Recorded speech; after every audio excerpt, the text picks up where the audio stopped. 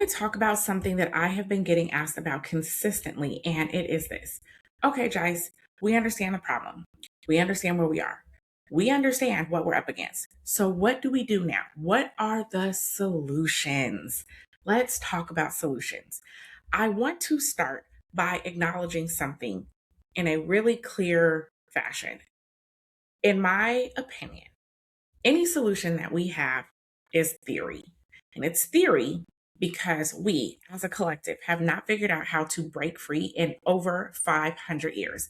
And some of the best and brightest minds that our community has ever produced have been trying to figure out exactly what it is that we do, not just here in America, but across the diaspora. So I think that I sit in a space of humility when we think we know what we think we know. That being said, let me introduce myself. I'm Jice Johnson, if you're new here, business strategist and economic developer. And on this channel, we talk about business, leadership, and global politics. So if you like this content, like, subscribe, and share. Help me reach others that need to hear this information. And if you are returning, thank you so much for continuing to support and have this dialogue with me.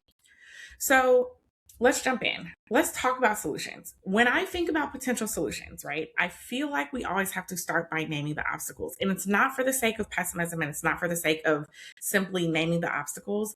I think that it's really important that we put any potential solutions within the context of what we are facing and recognizing that there is an evolution in what we're facing.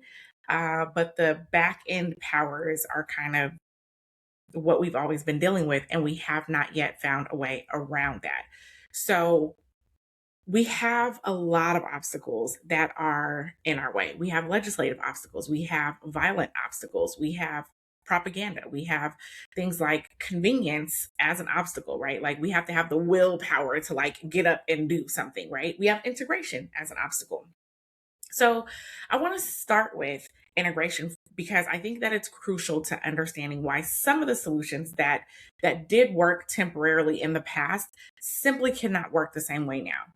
And I hear this a lot of times when people are talking about solutions like we should just do this, right? So let's talk about Tulsa, Oklahoma. We talk about Tulsa, Oklahoma because it is one of the most successful, prominent examples in our history. So one of the reasons why Tulsa was so successful is because of segregation. It was a forced captured market. Black dollars had to circulate within Black institutions because Black people had no choice but to shop, to bank, and to build within our community. That is what created the wealth and the circulation. But that forced captured market no longer exists and we cannot recreate it. So any solution that we build now has to account for that reality. We are not going back to segregation. And I'll say this, right? If you have been following me for any amount of time, or if you've been following me from before, maybe I should say, you may know or may remember that I have homeschooled. Over the last decade, I have, by design and through a great deal of intention, created a lifestyle for myself that has to a degree been largely segregated. I shop very often and very frequently with Black owned businesses. For quite some time, I actually took my kids out of the school system and I was schooling my children at home. I work for myself and I work for and on behalf of the Black community. So there are ways and pockets that we can create some semblance of segregation, right? If we want to be separated. And there was a time for myself that I for sure wanted to be separated out of the violent white racism that we are consistently exposed to. It was very tiring for me. And I created that reality for myself. But I recognized when I was creating that reality for myself that that will not be the thing, right, that we experience as a collective. We are not waiting for it to be imposed on us again, right? So we have to build something different. And if you are someone who has managed to break free and has segregated yourself out of the broader society, I applaud you for that. I love that. But we have to recognize that that is not a broad based collective solution. It's just not a thing. The only way it would be a thing is if it were imposed on us again. And I don't know about you, but I don't want segregation imposed on me. I don't want to be told by law, by force, by violence where we can and can't be, what we can and cannot do. So because of that, we have to build something different. And I want to recognize, like, from everything that I've read within the comments, we are, this community that is growing here is a broad base of different belief systems in terms of where we sit. So I want to address that because some people do believe that we should segregate. And my belief is that that's not realistic. And I for sure don't want that imposed on me. But because I am someone who has done some of that, I recognize that it can be very empowering and that some of us will, in fact, pull ourselves out of the greater society. And that will work for those as individuals, not as a collective. And that has to be named. So let's connect a couple of dots. Once integration happened, the captured market was gone. What comes after that is competition. Even when we didn't have the resources to compete, we were forced into competition. So just hold that for a second. It's going to come back around. Now, I also want to address something about capitalism itself, right? Capitalism is that space of competition, because I think there's a lot of confusion. Capitalism, the way that we see it now, it has not always been that way, right? The concept of capitalism, which includes competition, it included a fairer marketplace, right? It included, like, well, I'll say it like this: capitalism over time has shifted to the concept of profit above everything else. Now, even if we were to embrace competition, right, we would still be faced with bigotry and racism. We would be faced with legislative and policy obstacles. We would be faced with the fact that we just flat out need to be competitive. And we need to be competitive when, as I mentioned, we haven't been given equal access to resources or access to the market. So now that we have like an additional layer, right, our economy has been captured by corporatists and oligarchs. One could argue that there has always been this element because the original founders of this country were violent, they were white, they were racist, and they were rich. But the concepts that we saw when America was most competitive, right, in the I'll call it like the earlier stages of the older version, or the later stages. What am I saying? The later stages of the earlier version of capitalism in the sense of a free marketplace, right? When those concepts, like when America was most competitive, that I'll just leave it at that. When America was most competitive, when we base our reasoning on innovation and kind of all the things that we believe that capitalism can bring, right? Those things were based on a market that was considered fairer. And that fairness created a strong and robust middle class. I feel like I butchered that, but let me try to reframe it, because I'm going to build on this concept, right? So I don't want my roundaboutness to go without clarity. What I'm saying is, after integration, we were forced into a position of competition. Competition is a prevalent pillar of capitalism. That's important for us to understand, because we were not given the resources or the access to compete, but we were still forced into a market of competition. And why that matters now is because when we saw America building a strong and robust middle class, the market that we were experiencing at that time was a little fairer, right? And it had some levels of protection that were designed over time based on things that had taken place in the market. So practically every consumer protection and small business protection legislation was because of something that happened in the market, but there was a desire to create a fairer marketplace.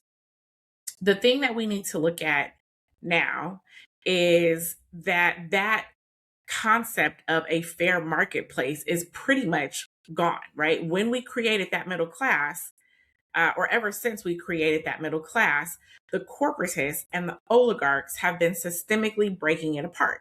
And not just against Black folks, against white folks, against themselves. Big money has taken out our antitrust laws and practically every consumer protection that we did put in place is gone or weakened or ineffective. Big money has effectively reduced competition down to next to nothing, right? And so now you have things like private equity funds that are buying up businesses, gutting them, making them worse off, and really messing up the idea or the concept of a fair marketplace because now it's profit over everything, right? So the question of what do we do, the question of solutions becomes really convoluted because these are not just things that have taken place against Black America. These are things that are taking place against all of America. And we know the saying, when white America has a cold, Black America, we got COVID. Okay. So this is why I talk about correcting information first, because I think that we cannot have our best and our brightest minds on the solutions if we're operating from misinformation. So a significant portion of the work that I have been doing is to talk about what I think we're getting wrong and the general direction of where I think we should be going in order to get it right. So I just want to lay that as a foundation, right? But I do want to talk about some frameworks for what I do think that solutions could look like, understanding the constraints that we're under. And I want to talk about them. I'm going to talk mostly macro, and then I'll get a little micro at the end of this. But I want to talk mostly macro. And for those of you that are not familiar with economic concepts, I'm going to talk about the big collective framework, not necessarily the local market or the individual frameworks, right? So just understand that's where I'm coming from. Now, the first thing that I think is important is convening power. Convening power is where, in my opinion, the actual work is happening. This is the foundational infrastructure that everything else gets built on. And I talked about this in one of my previous videos when I talk about organizing people, right? Organizing people happens in convenings. It's when you bring the people together. Right now, we have national Black organizations. We have the NAACP, the Urban League, the Black Caucus, right? We have national organizations, but these organizations have diluted their power by trying to serve everyone. And when you try to serve everyone, you effectively serve no one, or you serve no one specifically. We need convening powers that are unapologetically Black, that you know, they exist to serve the Black community first and explicitly. So I created the Economic Development Association for Black communities 3 years ago for this exact reason, right? And one of the real problems that I've hit is getting people to understand why Black specific convening power is different from a multicultural convening power.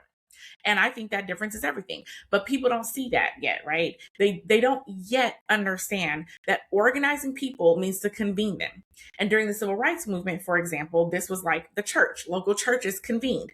And then leaders within those churches were connected. And this helped to get information out and helped to coordinate efforts and all of those things. So now these convening powers, they need to work at multiple levels. They need to start local. They need to be rooted in the community. This is where legitimacy lives. That is where people know each other, people trust each other, and that trust is able to build and be established, right? It has to start at the local level. But at the local level, they need to flow up to regional convening powers, and then they need to coordinate that across the nation for national agendas. This is essentially a federal structure. It's not like a hierarchical one. And I think that's important, again, to consider when we're talking about at the macro level. The local convening powers maintain autonomy and respond to their own conditions, right? But they are tethered to a shared national framework and shared metrics. So if we had, let's say, for example, a national housing agenda, right? We understand that Black folks don't own homes at the rate or on parity with white folks. Cool. We get a national housing agenda. Denver's implementation is going to look different than Atlanta's implementation because the conditions are different, but you're tracking outcomes against the same framework. So the way that you would have to do this is essentially to have delegates or representatives flowing up to coordinate regionally and nationally about what those metrics should be and what that strategy should be, and be able to communicate that down to those local networks. This can only work if there is accountability. Accountability is something we struggle really hard with in our communities. We struggle with it at every single level and facet. No one wants to be held accountable to nobody else. There is this big propagandized push for individualism. It hurts us every time. There is also a big push to keep people from acknowledging and accepting accountability. It is almost like a mental health problem. People cannot acknowledge when they are wrong. People cannot acknowledge when they need to change. People do not want to apologize. People do not want to get corrected. So this can literally only work if, as a value system, we can start to instill concepts of accountability. Accountability only flows through replacement. If a local leader defects from the covenant, essentially, that we are all in agreement to, and I want to pause for one moment when I say all, because again, when we're talking solutions, a lot of times what I hear is people use this concept like all. If we could all just, right? It's not going to, there's not going to be 100% of us that do anything. I'm going to get to that like literally in my next point, but I just want to pin that for a second, because it's important, if we're talking about a shared framework, that accountability exists. And that means that there has to be some level of agreement. It doesn't have to be 100% agreement. We have to be okay to find places, spaces where we can have a majority. That's how I'll leave it, as a majority of agreement. The local convening power if a leader, let me go back. If a leader defects from our shared agreement, right? The local convening power has to have the power to replace them. But that only works if the local convening power has been bought in to something bigger, something that is essentially checking their power too. So the whole way up and down, it's a checks and balances system. And I think, again, this is important because within our community, we are very clear. We have seen it. We have all seen people who have amassed some sort of following or power or proximity, even in the name of advancing Black people, but they are really advancing themselves. They become gatekeepers. They slow down and stagnate the progress. And I've written about this on my Substack around the perils of our leadership development and the lack thereof of our leadership development. But I say all that to say that without the checks and balances, if we as a community can essentially not pull someone who is not effectively moving our agendas forward down off their platform, then again, I don't see a way out of that. And I'm not saying we don't have one. I invite better, brighter, smarter minds than me to help challenge me in that space. But without accountability, and without the ability to replace someone, because that's what holds someone accountable, right? Like that's what's supposed to hold your legislative leaders accountable.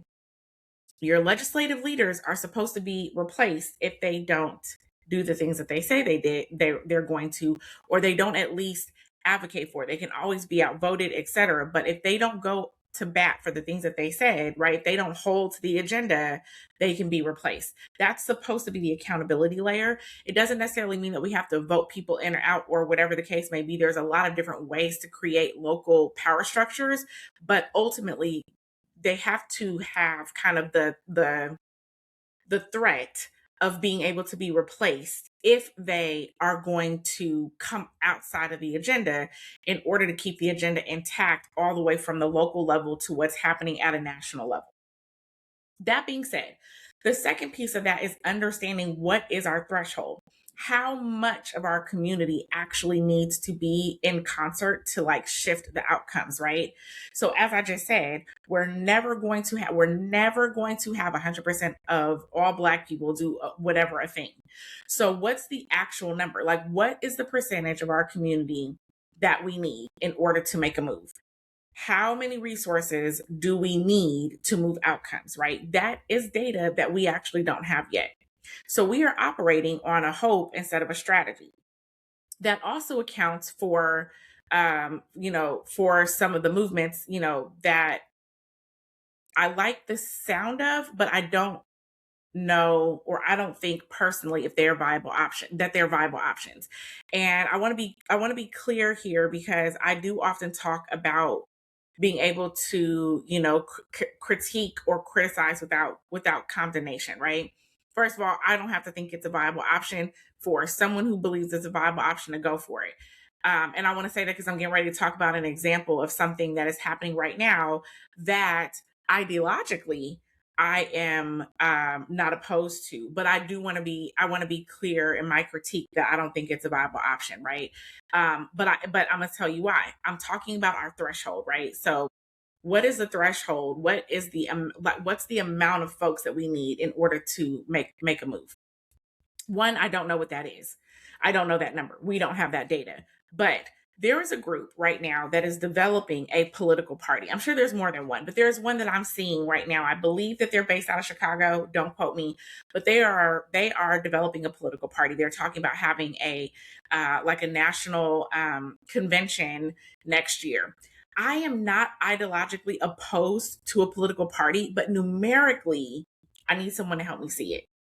Numerically, I need someone to help me see it. I think that we can create a faction that allows us to put our weight behind initiatives or legislation or candidates as a voting block, right?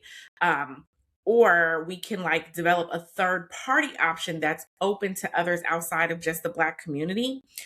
But it's things like this where I think that, we need to have some sort of threshold data, and that data would be really useful to make a determination about the viability of like an actual political party versus a dedicated voting block that's not necessarily democratic, or working as a voting block in collaboration with others to create a third party option, right? But hopefully you understand what I'm saying. We need that threshold data. We don't have that threshold data. So we don't know how much of our community it takes to move forward. Once we have convening power and those accountability structures, and once we have, some idea about how much it takes for us to move, I think we can be very intentional about where resources flow. And there are two resource streams that I'm thinking about. One is public dollars that we already contribute to and that we should demand back on our terms, right? And I don't think that we should let this go. I think sometimes when we're talking about, having to deal with the United States government, it gets to be very tricky because a lot of people are just like, this government ain't never going to do nothing for us and it's whatever. I personally go back and forth on this. But what I don't go back and forth on is the fact that we pay into a system and that system owes us. And under our current political doctrine, that system owes us, period. But unless we organize, I have doubts about how we get that system to do what it's supposed to do, or do what it claims it's supposed to do. And I'm going to just leave that right there. Y'all know what I'm talking about. Because we'll say the system is working as it's intended. And yeah, I don't disagree. But it says it's supposed to do something. And I do think it takes organizing in order for us to get it to do what it says it's supposed to do. In the meantime, I actually don't think we should let that go. When we go to work, we are essentially being forced to pay into a system, and that system owes us. And that's that. But then two, there's private wealth within our community. And that is currently that's uncoordinated. We need to identify the minimum coalition of like wealth and influence that we need to move resources strategically into jobs and technology and finance and institutions that we control. We are not going to be waiting for every Black millionaire to align or every Black billionaire to align. What we need to understand is what's the minimum we need. We can overshoot the minimum, but I think we need to have some idea about what's the minimum we need so we know where, how close we are to reaching that. I think that this is critical though. Those resource flows, right, have to have some level of transparency.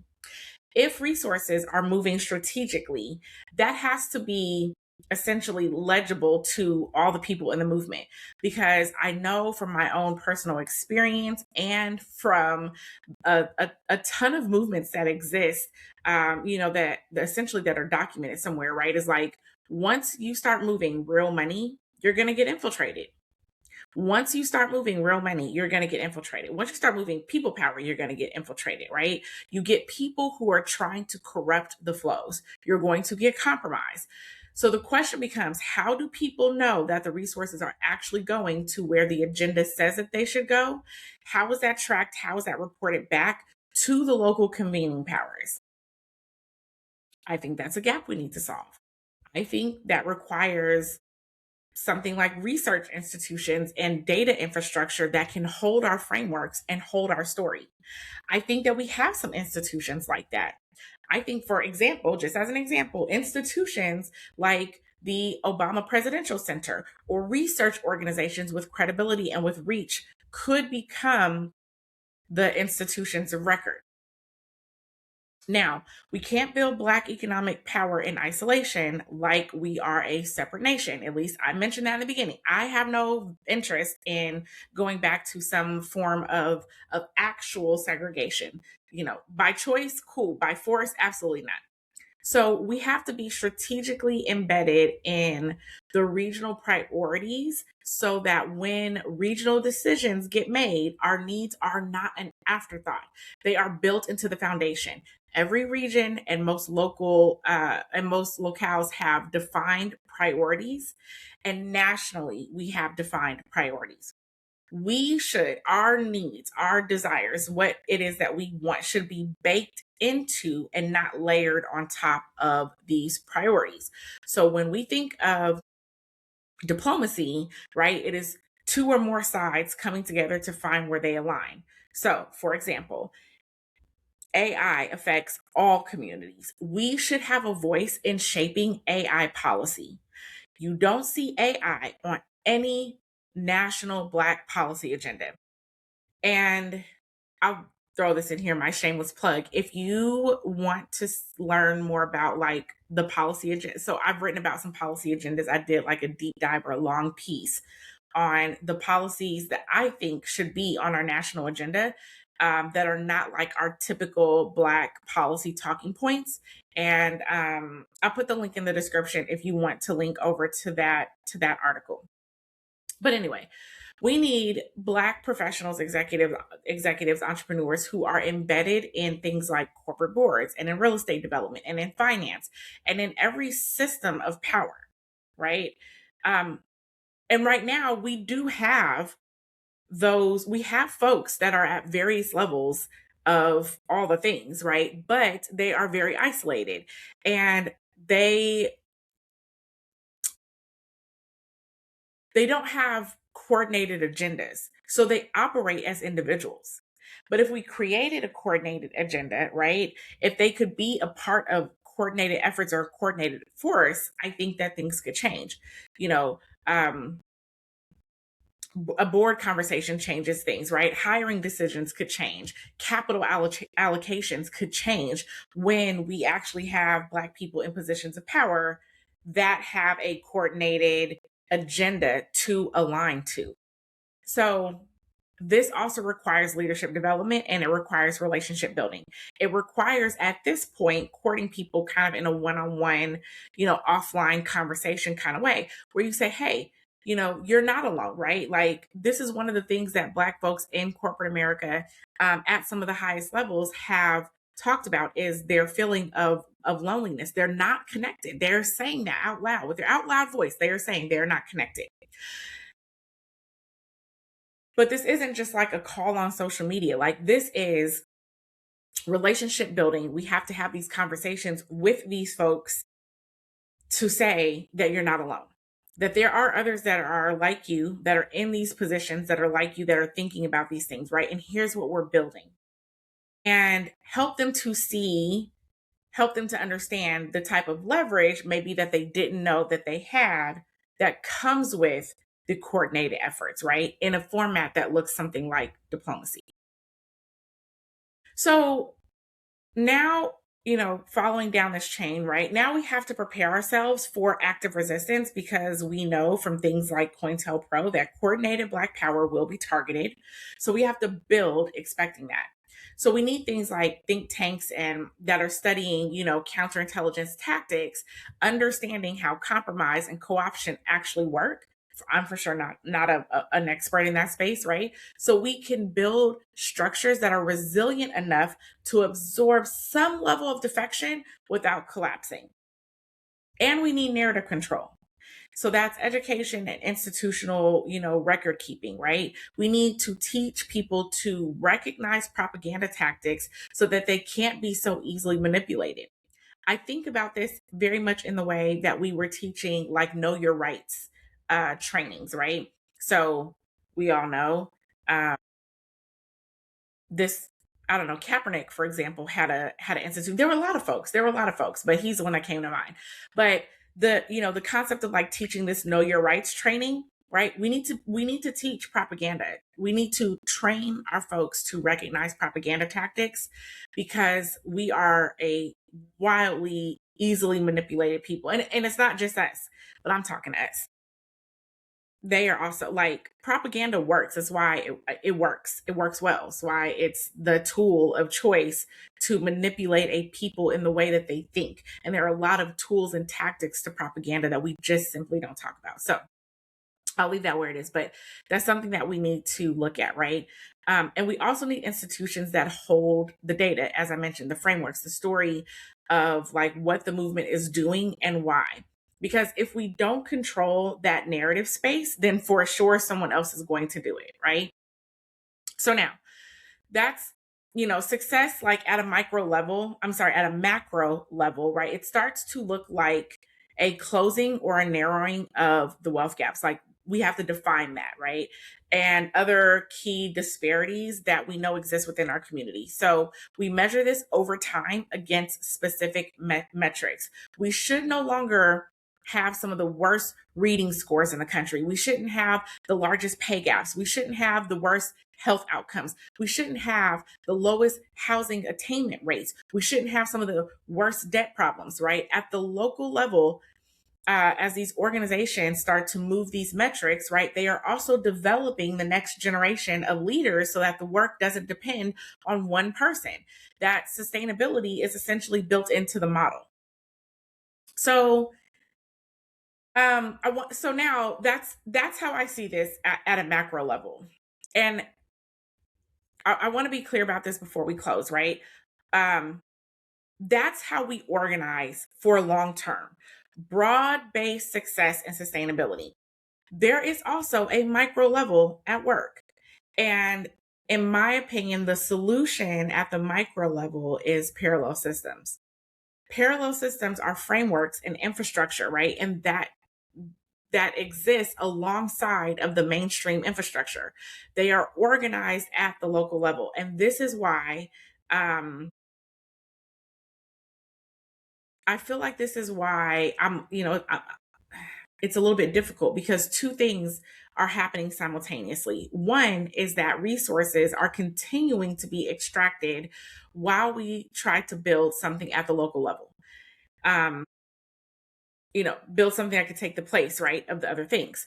The second thing is that we are going to struggle to secure the resources that are necessary. I mentioned that we need to secure the resources that are owed to us through our tax dollars. We need to secure the resources from within the private market. And that takes some turning and adjustment.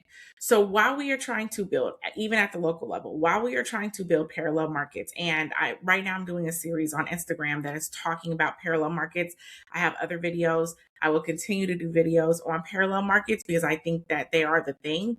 But I don't want to be like pie in the sky, right? Like I want to be really clear about the obstacles that I think that we are facing, even when we are talking about developing something like frameworks at the local level. The resources are going to continue to be extracted from us, and we're going to struggle to secure the resources that are necessary in order to build these things. And if I had to throw in a bonus third one, it's going to be that convenience obstacle that I talked about at the beginning. I say this because a lot of our movements that haven't worked, one is because the infrastructure hasn't been built, and two is because we haven't been patient enough to build the infrastructure. And that lack of patience comes from convenience. When we are overly convenienced and we cannot bring ourselves to be inconvenienced, our lack of patience is going to get in the way of building. So, for all of those things, I don't say this to be discouraging. I don't. I really don't. I say this because I think it's important that we have a real picture, right? Because a lot of the times people are walking into something without their eyes wide open and they don't understand what's really at stake. When I launched the IA Foundation, when I launched the Economic Development Association for Black Communities, I was very clear. I am very clear that these efforts may fail. And I am still dedicated, and I have still dedicated years to getting these things off the ground. They are still in danger of failing because they don't have strong institutional backing. They don't have strong private backing. They don't have major donors. It is extremely difficult to get our community to get on board and do the things that need to be done to ensure the survival of institutions that are quite literally built to support them. So these are, this is a community foundation. It's an economic development association. They are fragile. We have community foundations that are 100 years old. My foundation, not mine as in private foundation, that is not what it is. The IA Foundation, for extreme clarity, is a community foundation, but it is a foundation that I founded. My foundation is going on 6. We have community foundations that are 100 plus years old. In Colorado, the kind of next major foundation is 35 years old. We have ours that's 6 years old. We have a long way to go. So I always have, I have to be real about the solutions, because at least as a person who is actively building institutions that are to support the solutions, right? The question really, when we're asking about the solutions, like when we are asking about these, I think we're not being honest. What we're really asking is, what can we do quickly? And I don't think we can do anything that will sustain really quickly. I don't. Please, someone debate me. I'm good with that. Show me something different. We can do short bursts of things like boycotts. Those tend to be short lived and partially effective. You don't have to believe me. Go back and do a search on the last 100 years and let's look at how many boycotts were fully successful versus only partially successful versus complete failures and didn't move the needle at all over the last century. These are short-lived, they're partially effective, but because they make people feel good in the moment, right? Because they make people feel good in the moment. The truth is, we are talking about organizations that have been around for a long time, that are making small moves, like little things, right? Inches here, inches in order to make up miles. In order to make up miles. The organizations that are some of the biggest oppressive organizations have been around for a long time. They made small moves, little moves, inches in order to make up the miles that they have gained. And if we are not willing to do the inches, then we will never see the miles. And in my opinion, that's just the reality of it. And as much as I wish I was here to say, yes, I think we can do this, I have questions about whether we can do it. And I don't have those questions because I don't think that we're capable. Like, it's not that I don't think that we're intellectually capable. I ask ourselves if we have the willpower.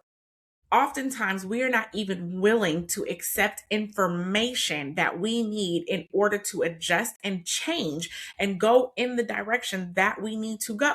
We get caught up in wanting the material things and wanting the flashy things and wanting the fast things. And we struggle to make the investments in the places and the spaces that we need to make them in order to see long-term sustainable change.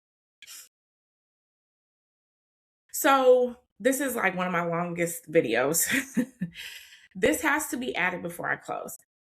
We're really, truly talking in theory, right? And I don't say this again to be doom and gloom. This is not to be discouraging. It is because I like to be real.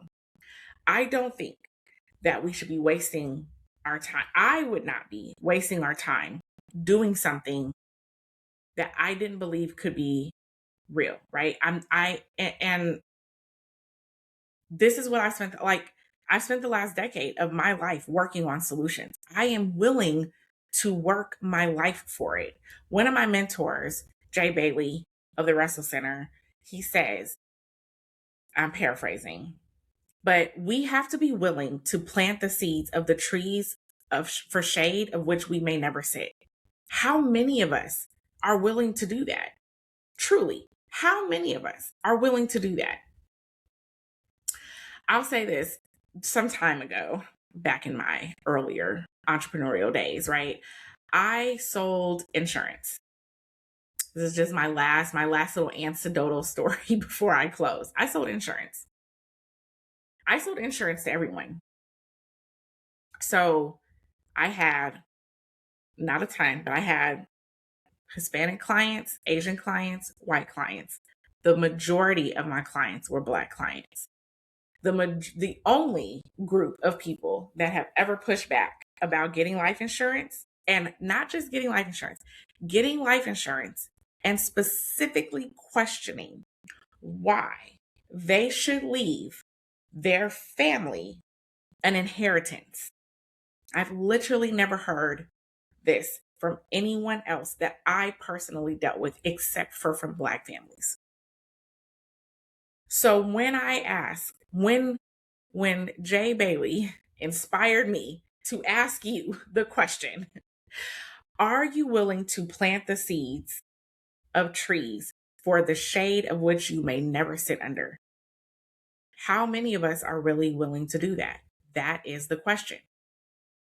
Because the macro coordination and the accountability structures that we need, the parallel systems that we need to build at the local level, all of it requires something that we have not solved for yet. It requires sustained willingness, not inspiration, willingness. And that willingness is what determines whether these theories become practice and whether that potential can ever become real. So, with that, I'm going to close this out. If you found any parts of this to be useful, to give you something to think about, I want to recommend that you talk to me in the comments and share this video. And until next time, peace.